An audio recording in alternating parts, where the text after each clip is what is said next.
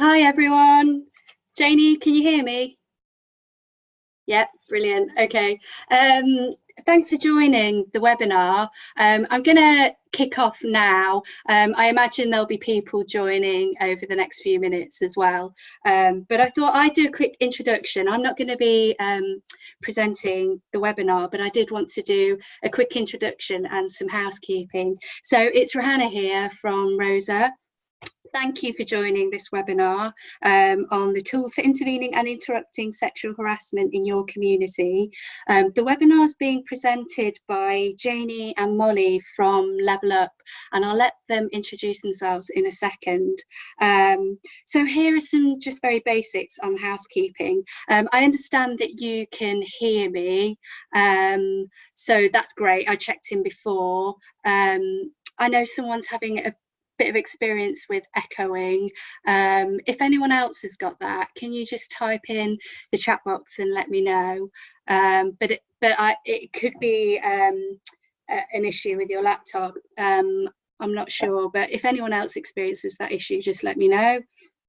There is going to be a resource handout which has been developed by Molly and Janie, and I'll make that available after the webinar. We'll post it on our website, so I'll be able to send you a link to that.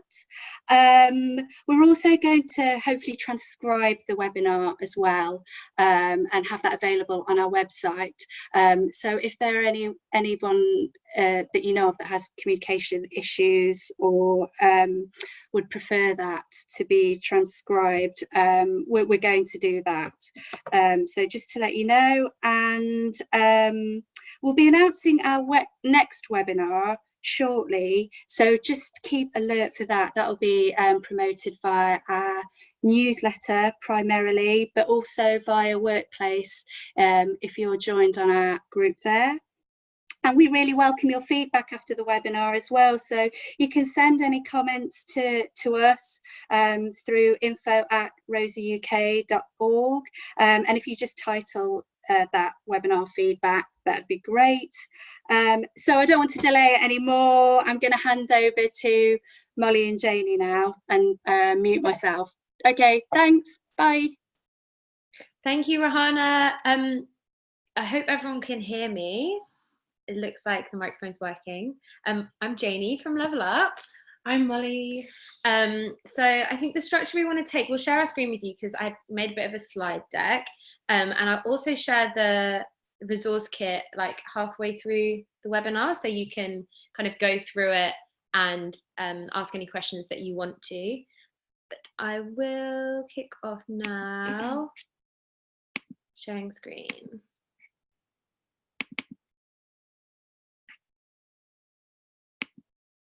Okay.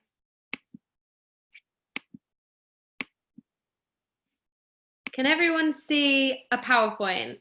Can you please comment?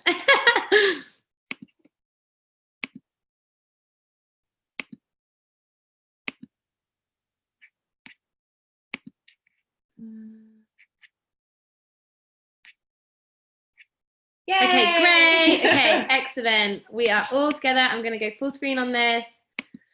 Thank you so much for joining us. Oh, hang on.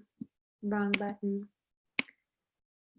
Yeah, and thank you, Rohanna, for asking us to do this. Like, this is a project we both got a lot from, and we're really keen to share all the resources we put together, all of the learnings we made, because I think it's very much like a workshop in a box kit now, and we're very excited that you're all here to learn about it. So yeah, welcome to a webinar on a resource kit for teen girls interrupting sexual harassment in their schools and communities.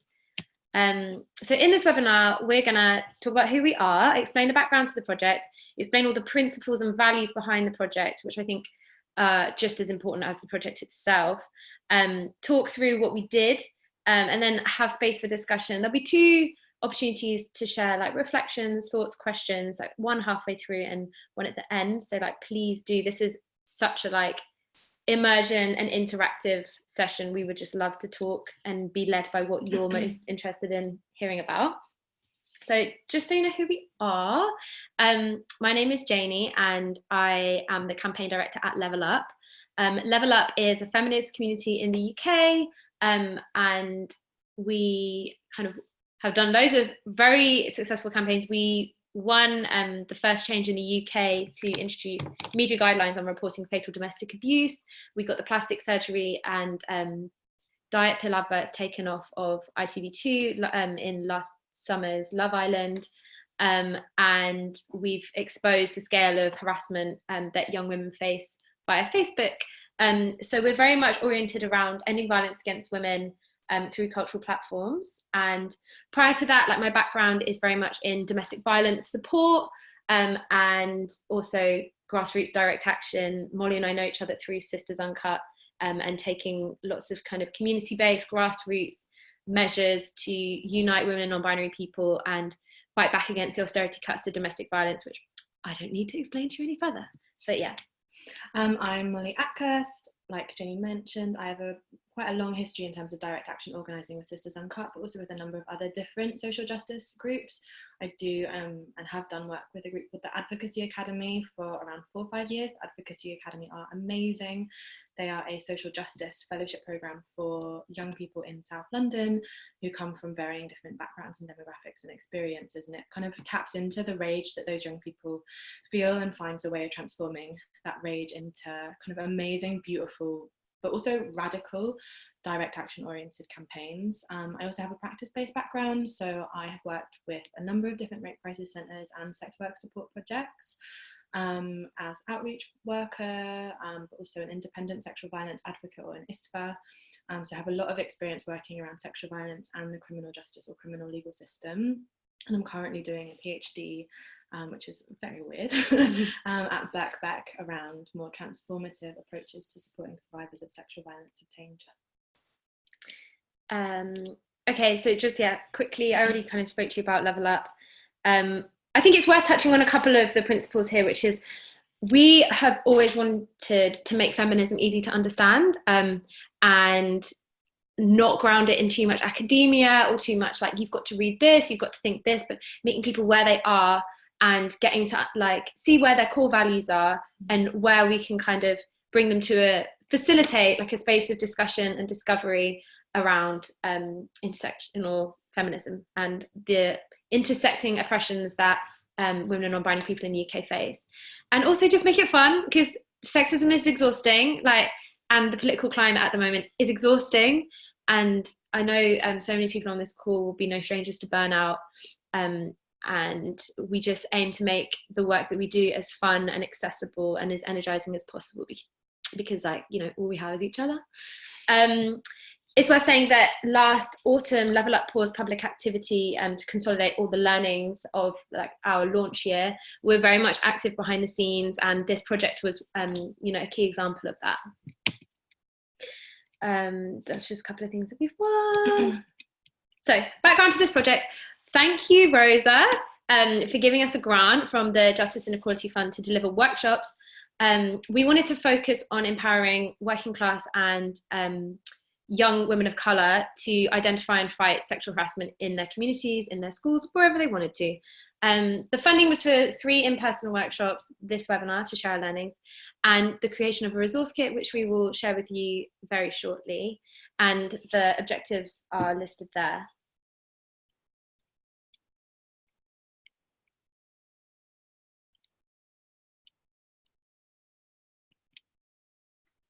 So the principles behind the project very much tap into Level Up's kind of general values, but we wanted to expand a bit upon what we mean by these words as well, because some of them are increasingly becoming like buzzwords.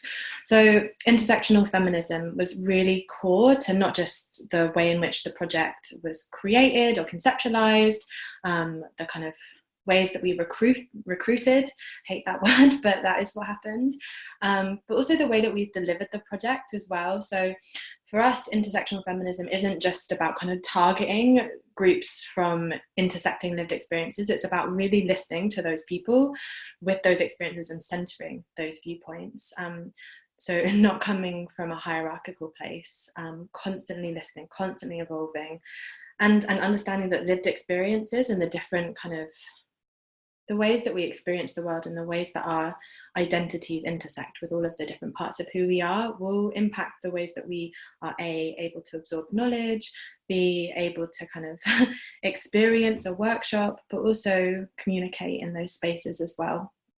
So in the kind of resource kit that you'll get sent out, we've included lots and lots of information about how we defined intersectional feminism, but also how the kind of powerhouses and the giants that have come before us have defined intersectional feminism. It is not a white feminist word, it comes from Black feminism, and it's really important for us to always remember that when we are doing this work and like using words like intersectionality, as I'm sure so many people know in this webinar. And we've also included some resources that we found very useful in terms of our own development and growth around intersectional feminism and how it's used. Another core principle which taps in to intersectionality and taking a really intersectional feminist stance is understanding that our criminal legal system or criminal justice system just does not work and is fundamentally broken, which is something that women of colour groups, particularly those in the UK and the US, kind of have been speaking about for such a long time. We know that it doesn't work, and we know that our criminal justice or criminal legal system actually just further perpetuates harm against those who are already experiencing and living with the most harm. So the key principle in relation to that was taking a transformative justice oriented approach to tackling violence. So there are lots and lots of definitions of what transformative justice is. We've included a few within your handbook, but kind of the one that I like is that kind of I think it's the Alice Smith definition, which talks about how it's unleashing the harm of the violence to kind of create creative solutions and transformative ways. Basically, there isn't a set model for transformative justice, but the fundamental basic idea of transformative justice is that it is outside of the state. It's community oriented, and it taps into our power, which leads us on to that final point, which is that those identifying as girls or non-binary already have power. They don't need to ask for it. So a lot of that is about really listening. It's being emergent. It is not thinking that we have the answers, because we don't necessarily have the answers. Our approach to this and the principle of this was being in a learning relationship with the young people that were in the room with us. Not coming in from a place of we have the knowledge and we are going to tell you. It's we have some knowledge, you also have some knowledge. Let's kind of move forward in these workshops together to get to a place where we have solid definitions that work for us in this room. We understand consent, but also we understand consent based on your experiences of it too, not just our experiences. Kind of a lot of that comes in with something that we'll talk a lot about later, but the idea of trusting guts. We spoke about that a lot within our workshops, kind of the young people in the room, to trust their knowledges, trust their guts, trust their experiences. And a lot of the work that we did, especially in our final 2 workshops, which we'll kind of go into more, was about unleashing power by sharing kind of traditional direct action organising methods and approaches to kind of how to target and how to strategize. And we learned so much from them. I mean, I don't know how Snapchat works. There was like, it felt, once we all got to know each other, it was very much like an exchange of like knowledge and laughter. And like at one point we all just like screamed together because so yeah, it was beautiful. Anyway, so these are the project learning outcomes. One, to make sure they have a solid understanding of what harassment and gender violence is. What harassment is to us and them, how it fits into the wider continuum of gender-based violence, and how our experiences of it will depend on how many kind of intersecting oppressions you hold. Also exploring alternative approaches to the criminal justice system, which we all know really does not serve survivors. And what was really interesting actually is that the young people we were working with already knew that, from their own experiences of police, from their own experiences of kind of watching lots of American lots of American court shows. But I would say they were hungry for us, for those conversations. They had such an innate knowledge of this system not being right and the system not working for people with their experiences and their identities in particular, that they wanted to talk about alternatives. They wanted to talk about kind of ways that they could disrupt violence within their communities, and they could kind of empower other people within their communities to do that disruption too. I think something that I remember that was really telling was, we'll talk through this exercise later, but we had like an exercise where we listed all of the different processes in a rape case, and we asked them, we mixed them all up, and we were like, okay, let's have a look at this. Like, what do you think the process is? And the first thing that some of the girls did was move the arrest the suspect to the beginning, even before a case had been opened or a report had been filed, which really just like demonstrated their innate distrust of the police, which was very interesting to work with. So yeah, we were focusing on what they can do, and bystander intervention methods, and like Molly said, trusting your gut and doing what you are in your power to do as an individual and within a community. And I think that was something that they could immediately get behind, and kind of could share experiences of where they'd already tried similar things.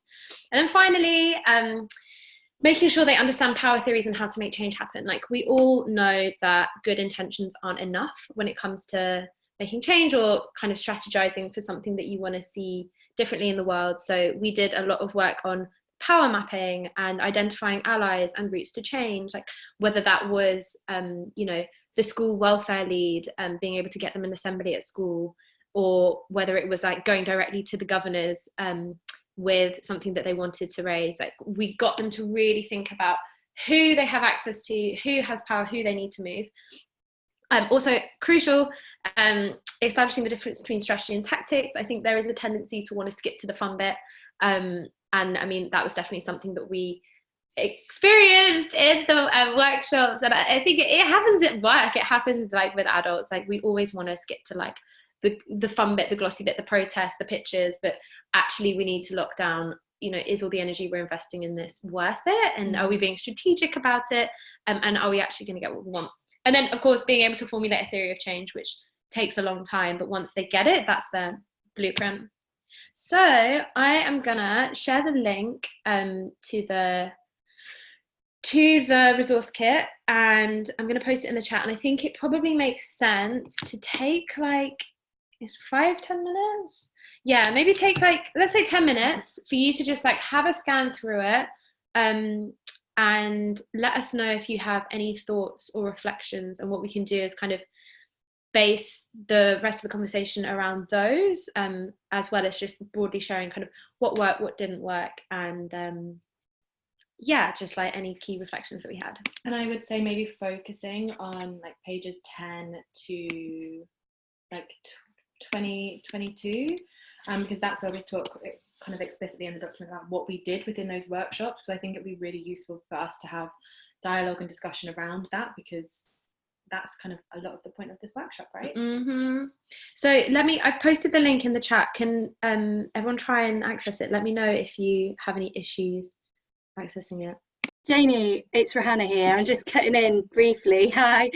Just to say, if you do have any comments, can you type them into the chat function, because that's the way we'll be communicating with you as attendees at the webinar, rather than speaking. You'll need to type your comments in. Okay, cheers.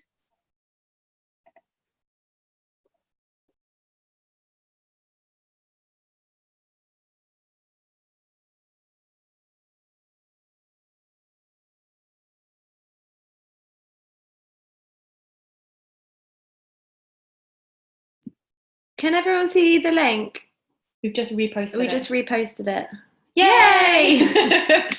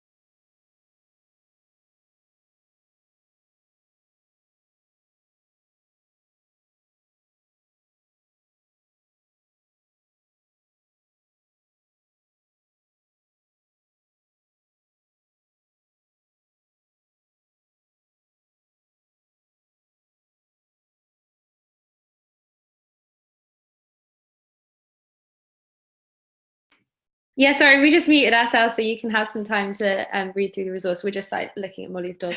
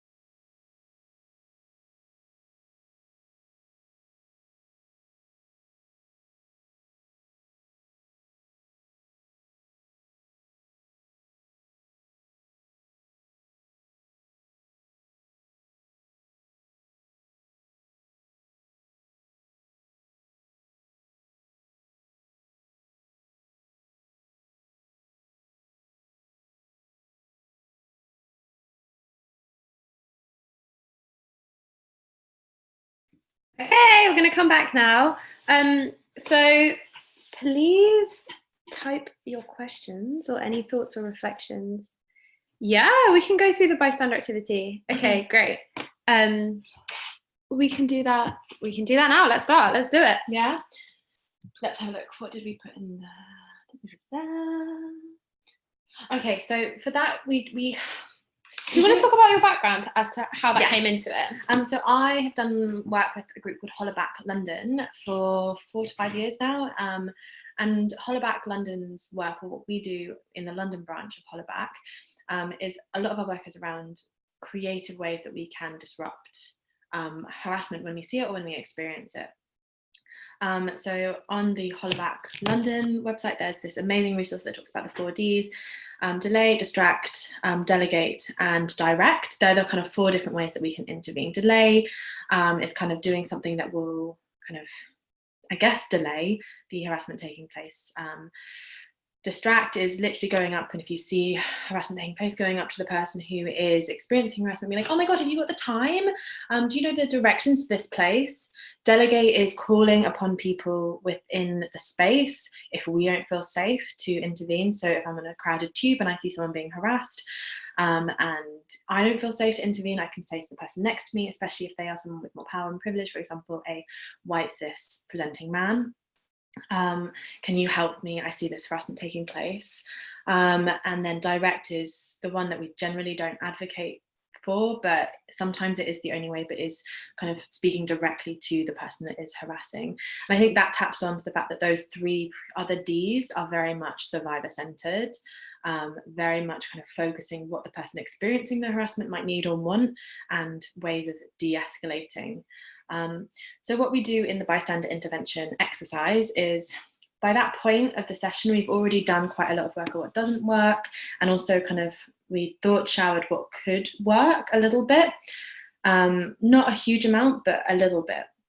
And what we did was we spoke about the 4 Ds, and then we're like, okay, let's role play it. So really active, and that kind of feeds in with a lot of the ways that we did this workshop anyway. We were constantly shifting learning styles. So we were going small partner work, then kind of mass group work, then small group discussions, back to group work, then something that was like physical, something that was energetic, something that was sitting down. So like after lunch, we did a lot of more like active stuff because people were tired after lunch, especially the young people. We were also tired after lunch. But basically we kind of go, who wants to be the harasser? People often don't want to be the harasser. So as facilitators, you must be kind of ready to play the role of the harasser. Who wants to be the person experiencing harassment, and who would like to be the person intervening? And sometimes you can do more than one. Sometimes you can do kind of like a group that's acting as the interveners, and it's basically just trialing it out, seeing what works, getting a bit silly, being fun with the ways that we are doing that intervention. And a lot of it is kind of, we speak about it again, trusting your gut about what feels best. So what sometimes comes up when we do that type of work or that type of role play exercise is that people are like, oh, that's so weird, like I would never normally say that, I felt really uncomfortable. And then you're like, okay, well, let's do it again, let's practice it. And a lot of that is around developing muscle memory. So not physical muscles, although in some respects, yes, physical muscles. So pushing back against the freeze response that often happens when we see kind of violence taking place, especially if we've already experienced violence, and that being our go-to kind of response to just kind of tense up and freeze. So developing that physicality, the physical ways of intervening through muscle memory, but also our brain's muscle memory of, when I see something happening, this is what I do, this is what I say, this is how I respond, this is the thing that I know generally I can say that A, works, but also it feels comfortable and feels like me. I don't know if that explains the way that we did that exercise thoroughly, but I think what's really interesting is that when we introduced the 4 Ds in the beginning, a lot of people assume that bystander intervention is about fighting and taking on the perpetrator. And I think the 4th one, people assume, oh, I have to get involved, I might get hurt, like I'm going to go and smack him in the face, when actually, when it comes down to it, like that's not survivor centered. It does put you at risk. It's a much like bigger undertaking than, you know, just going up to someone and asking them for the time. So it was really good to kind of take that in the practice from the abstract and, like, you know, trying to be a superhero, which actually no one really wants to do. It's not that helpful. There was, I mean, within the group, there were also different responses to the introduction of different ways of like the 4Ds. So some of the people within the group were very like, oh my God, yes, I've always been really frightened of doing direct intervention. And then there were a couple who were like, but I love to get in, I love to get kind of in the middle. And so there's some gentle unpicking, but also bringing in the group there, being like, okay, so when we experience harassment, when we experience kind of public intrusions of our space, what do we want? And so rather than us being like, no, that's wrong, to the people that want to wade in, who want to do the direct intervention, it was us coming like, okay, cool, so that's something that feels best to you. What is it that feels good about that way of responding? And it turned out that with those particular people, it was about kind of getting power back. So we found ways of reframing rather than us telling what was a good response. Another question from Helen. Working Class has mentioned, how was this defined, especially in regards to race? So that was where the organisation we partnered with, Reclaim, I'll get their website, were amazing. And this is why we decided to move all of the workshops up to Salford to work with them.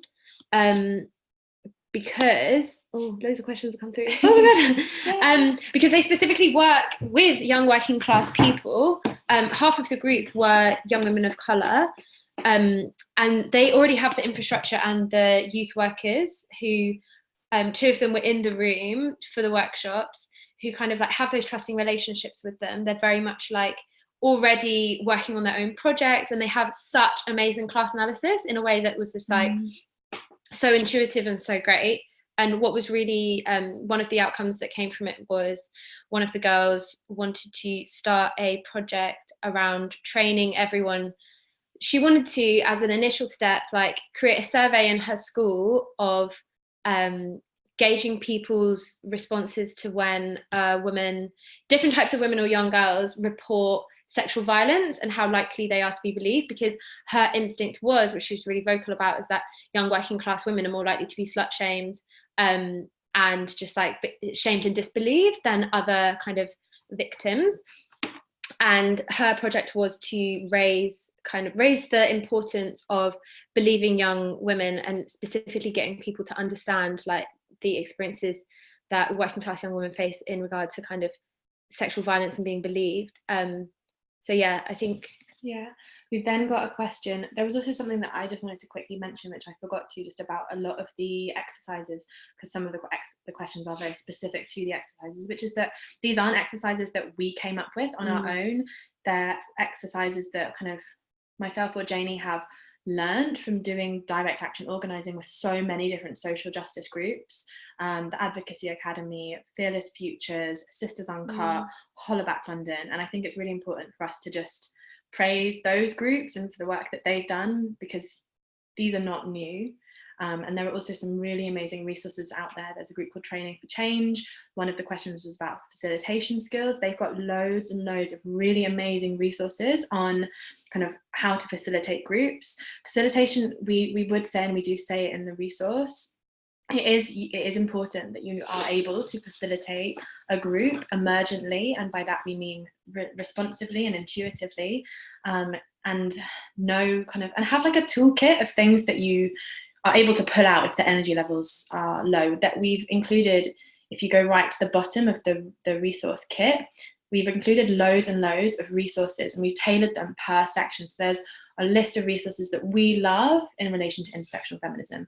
There's a list of resources that we love in relation to transformative justice. And we've also included, I think there are 2, maybe 3 resources that are specific to how to facilitate. One is by 2 amazing facilitators, and it's a really wonderful, beautiful, kind of accessible document on facilitation. We'd also really recommend reading something called Emergent Strategy by Adrienne Marie Brown.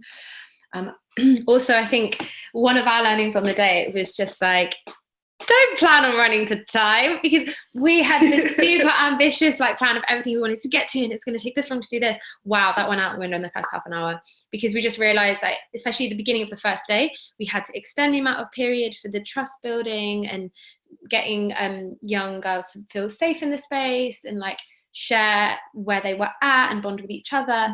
And then also, like as previously mentioned, when it got to after lunch and we'd also just like gone through so much in the morning, they were tired, so it was like, okay, let's dim the lights, let's watch a video, let's kind of all get up, let's we had to really kind of think on our feet to just go with the energy of the group, and I think we got the highest results from that. And there are two questions. One is about creativity and one is about strategies to implement and ensure emotional safety. And I think that really taps into what we did to ensure emotional safety. So just taking lots of time, especially in that the first few hours.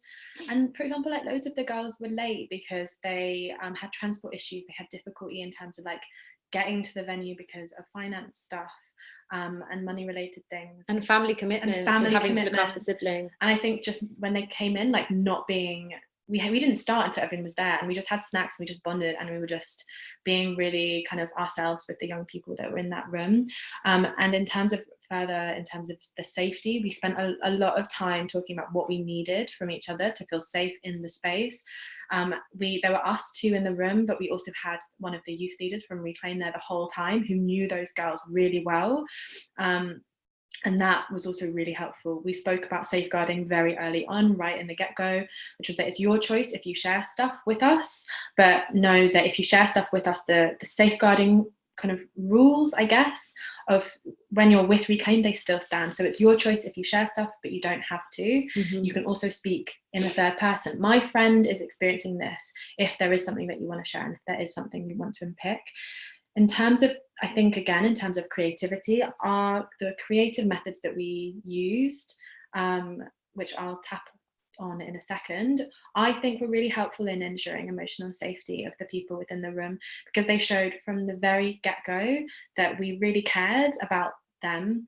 And not only did that facilitate trust, but it created this really loving, caring space, which again, so important when you're talking about sexual violence.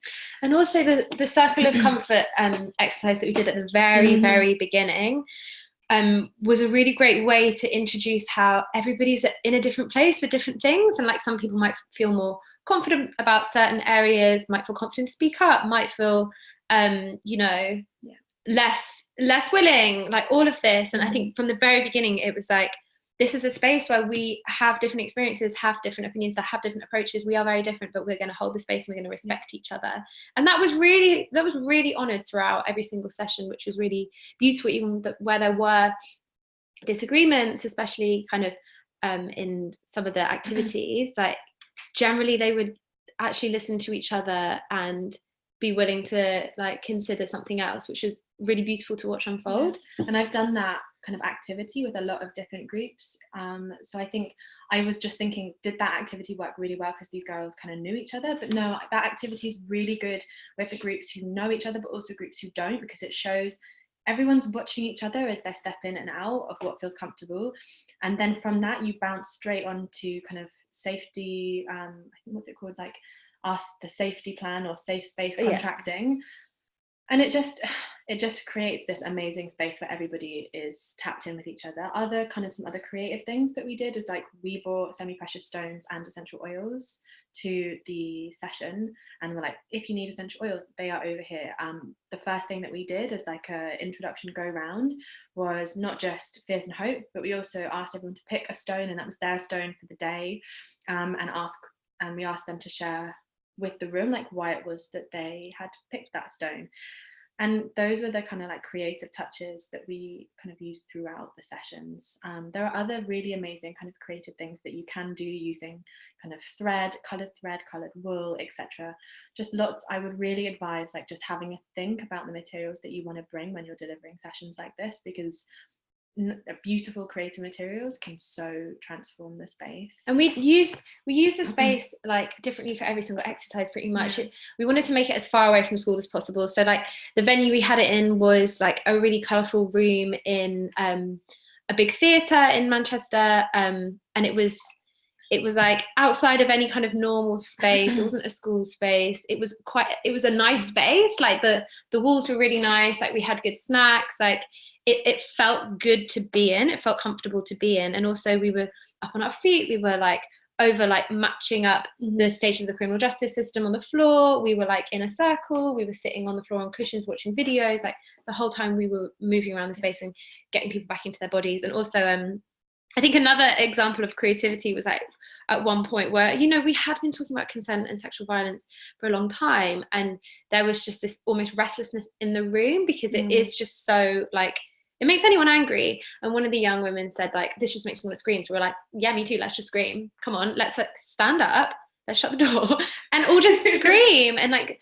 those kind of moments to just like interrupt the intensity and just reinforce like bonding and like, yeah, let's do that. Like this is a space where everyone's suggestions matter. Like I think that was another form of creativity.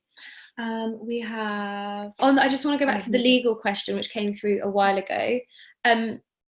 So when we first approached the issue of legal definitions, like we kind of got them to think about what their definition would be first, and it really wasn't far off from what the legal definition is. And then we just kind of got them to expand and kind of introduce what it was. But I think we were both taken aback with how much legal terminology they actually did understand, and how much around like the police process and the court system they did understand, and that was through their own kind of watching TV in America. We've also got a hyperlink within the Give and Get Consent videos, which are amazing videos produced by Rape Crisis South London, and the kind of document that takes you to their whole resource kit. Would really recommend going through the whole thing because it has such firstly it has the legal definitions if you're not familiar with them. Before delivering this, I would really recommend getting to a place where you can just say it. You know that definition, you know back to front to back, and the document has a really comprehensive breakdown of like if you just want to be delivering like consent sessions, there's so many different options and like things that you could use within that document if you want a longer part. And I think someone said a question about kind of what we said about timings and tiredness and changing the format. I actually wouldn't change the format for the group that we had.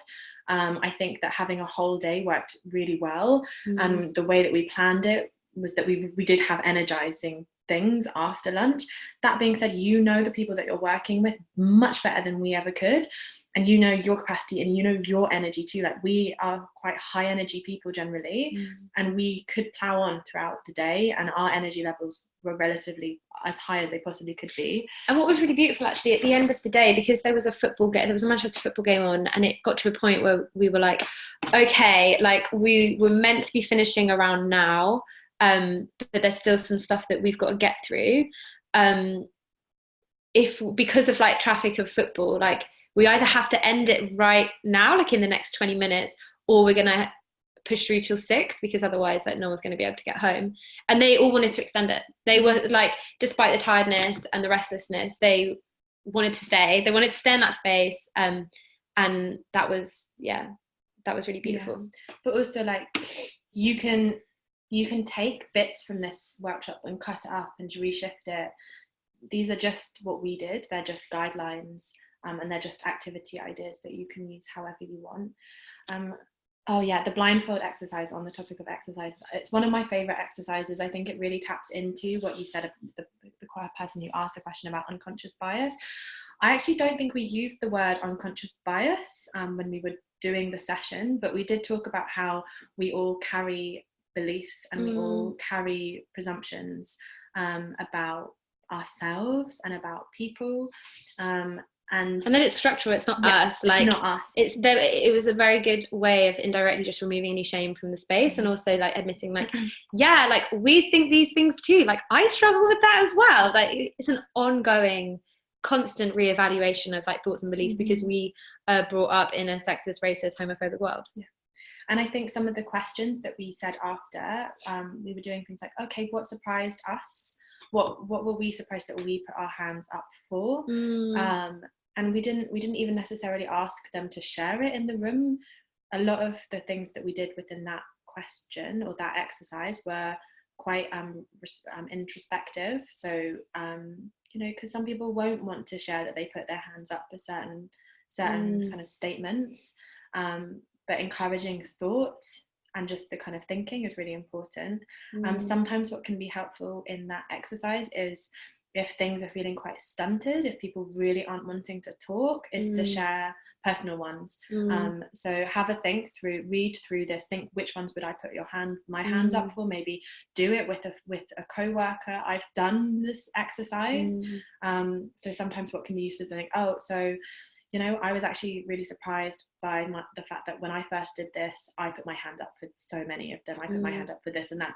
Vulnerability can encourage vulnerability as well. And I remember like one of the points that we ended up having like quite a long discussion on was the specific one about, I thought that women with big muscles are ugly, because a couple of the girls were in like athletics teams and they were like, yeah, like it was very divided. People were like, yeah, like women are, and then they were like, no, they're not, like actually that symbolizes strength. And like we got into this like quite quickly, quite deep discussion about why are muscles considered to be like not feminine and not desirable, and like what does that symbolize around structural oppression. And yeah, it was great how much they were willing to volunteer about what they believed. Yeah, and I would say that when you're facilitating this whole, if you do decide to facilitate bits or parts of this and you're using this activity, and also kind of the opinion continuum and myth busting, try and remember what people have said. Try and remember the stereotypes or the beliefs that came up that you've gently explored together as a group, and then come back to them. That kind of facilitation skill is expanded upon within the facilitation resources that are in this resource kit. But it's just, yeah, and note things down. You can have a notebook on your lap, it's totally fine. Just being honest. I'm just noting down things that people say so that I remember, because my memory is rubbish. And also, I think we've gone through all the questions. Please keep feeding your questions through. I think something that was definitely helpful in the for learning objective 2, which is more around like how to build your campaign, was talking about our experiences of it, because until then we hadn't really talked about our own successes, like the kind of stuff that we had won in the first section, because it was all about trust building and like getting them to understand the definitions of harassment. And what was really helpful was a video that we showed them of Sisters Uncut and protests and what's possible in direct action. And that's like the fun side of it. And yes, it is very tactics based, but that really energized them, like the impact that had on them, where they were like, wow, like you've done that, that's so cool, that's amazing, like I want to do that too. And just modeling what is possible, and also just saying like, we didn't need any money to do that, we did that, and like you can do that too. So like, let's make your plan for you to do something fun. There's a quick question about the consent resource. So if you go to the give and get consent section of the, what page is that is page 13. There's a link to a Rape Crisis South London give and get resource kit, which is amazing. Would really recommend having a look at it and delivering bits of that. How is the session advertised? So this is where some of our learnings came in. So initially we were doing, because Level Up is based, the office is based in Bethnal Green in London, we initially went to all the local schools, including the school that we were like right next to, and went into assemblies and recruited them based on like the tactics of the Advocacy Academy and how they do things in South London. They were like, go into a school, go to assemblies, like talk about what makes you angry, talk about the campaigns you're working on, and ask if any like angry young people want to join you. We did that, and we didn't really get that much interest. And I think teachers fed back to us that because we were doing it in June and in the summertime, they were much more focused. We were targeting this at 15-year-old girls, like they were much more focused on their exams and the summer holidays. And actually September to them just like felt too far away. So what we ended up doing was working with Reclaim in Salford, and that was just like the best way to go about it, because they already had the infrastructure, they already had like young girls and access to young girls and trusting relationships with them, and they were able to just say, there's this really cool thing coming up, how many want to be on it, and then they signed up really willingly. And I think on that there's something about if you are partnering with other organizations to do this work, definitely going in with which I'm sure you would all do anyway, going in with the idea that like we don't know everything, and checking in with what they want from workshops too. Like Reclaim were very, very keen for this as to be the outline, but we were really prepared to change what we planned if it wasn't at all. because, you know, the whole point of this is to work with communities where they're at, and we knew the community in East London. We both are situated within London, and as Janie said, kind of the Level Up offices were based there, so we had really good understandings of those communities. We didn't have a good understanding of the Salford community, so being led by the kind of people doing that work with those young people was so important. Just like naming specific schools or like locations and like that kind of like local knowledge that we just didn't have. How many people do we have in our group?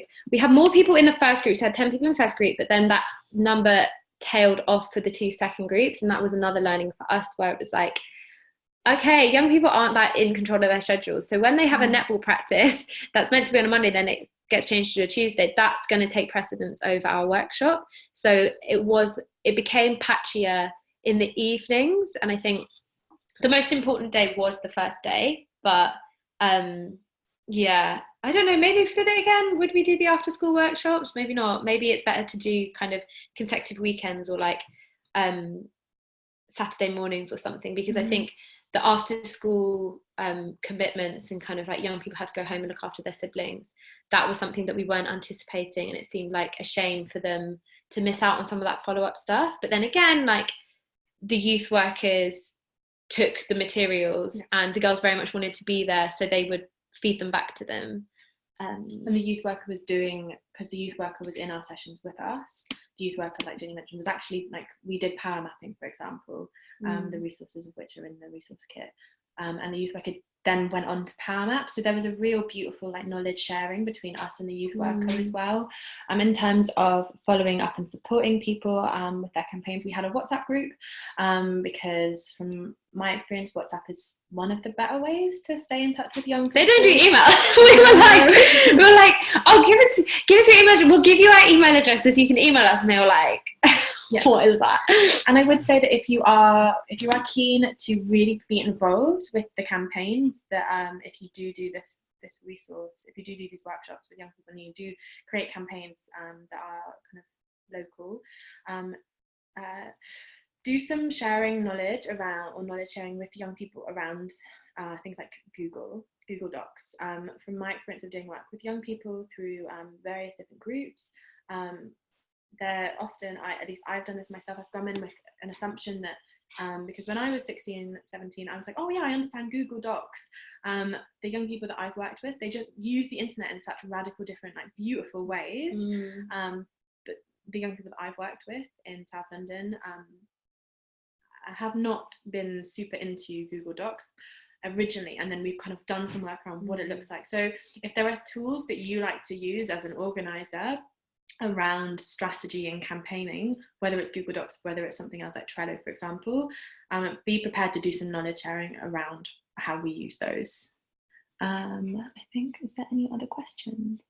I don't think so. We can switch. We've got some like general, we'll share the slides, some general overviews on kind of what worked and what didn't. I'm just going to share the screen again. Okay.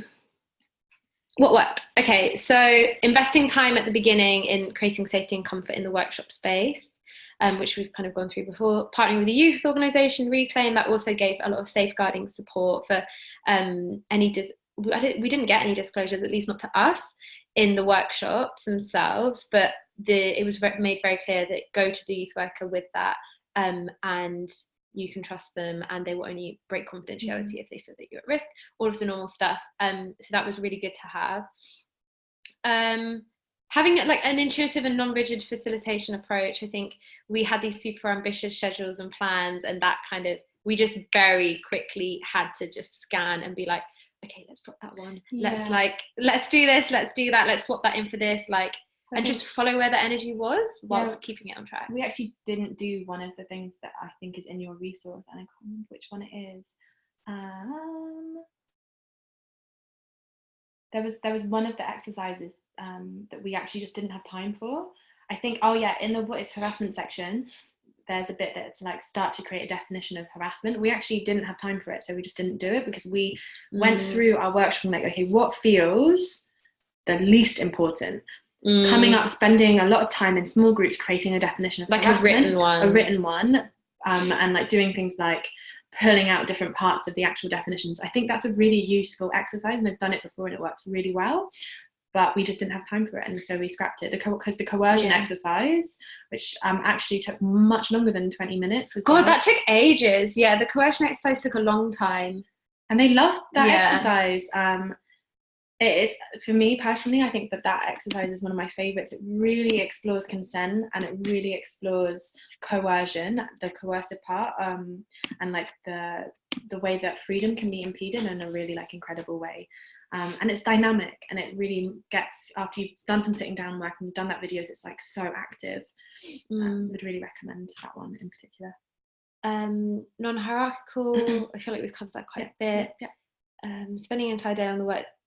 That, I think it was really worth doing the full day despite the heaviness on like harassment, consent, sexual violence, because the girls just got so riled up by it, and they had a really strong understanding of it. Like, as we all know, young people have such a strong sense of justice and such a strong sense of like what they want to change, and having that as an initial start and then giving them the tools to do it was like a really good structure to do it. I don't think that those things could have been done in the same session on the same day. It definitely felt important to kind of like have the space to focus on like the violence and the harassment and the problems and like some indications of what we can do, but then really get them to like go home and think about specifically what they would like to see, and then come back with a fresh kind of strategic approach. Like, okay, what do you want to change? Let's really pick this apart. Let's make it measurable. Let's make it specific. Let's, see who can influence things.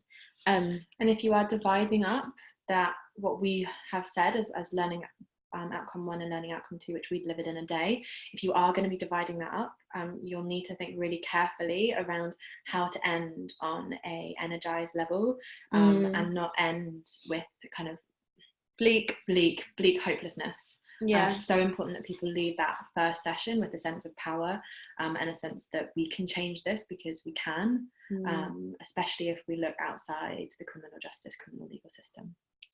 Having phones in the box, we didn't want to do that initially, but oh my god, they were on their phones, and so we established it in the first kind of safe spaces exercise, where it's like, listen, like be present with everyone in the room, like listen to each other, make space for differences, like all of that stuff, and we eventually kind of had to refer back to the safe spaces agreement, where it's like, are we being present in the room? Like, people are on their phones, and we know that maybe you're looking up some like information, but actually like you're not being that present. And I think if people can't keep their phones away, then we're gonna have to put them in a box. And we did have to put the phones in a box, but it happened and it was great. So and it was framed in a way of like, if you need your phone, it's in a box, it's over there, it's not inaccessible. And we put ours in it as well. We were like, and it was also, it wasn't like us telling them your phones are going in a box. It was, okay, what can we do so that our phones are less distracting? How about we put them in a box?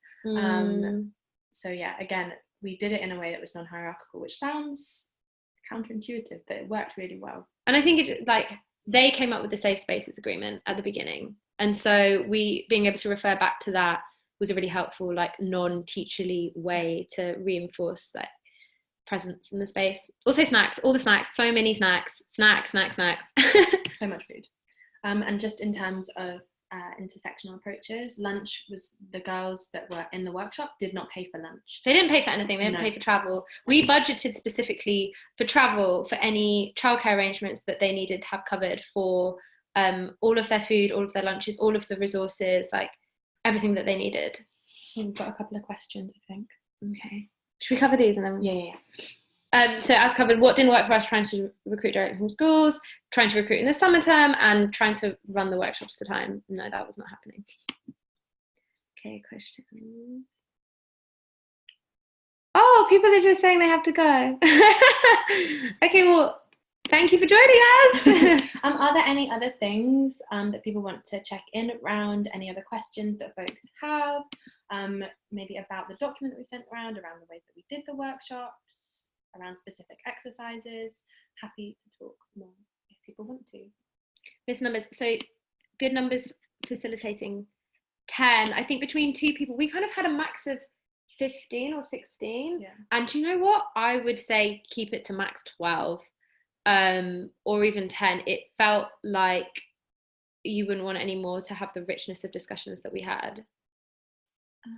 Yeah, we can share our email. Yeah. Any other questions? Ooh, that's a great question. I love that question.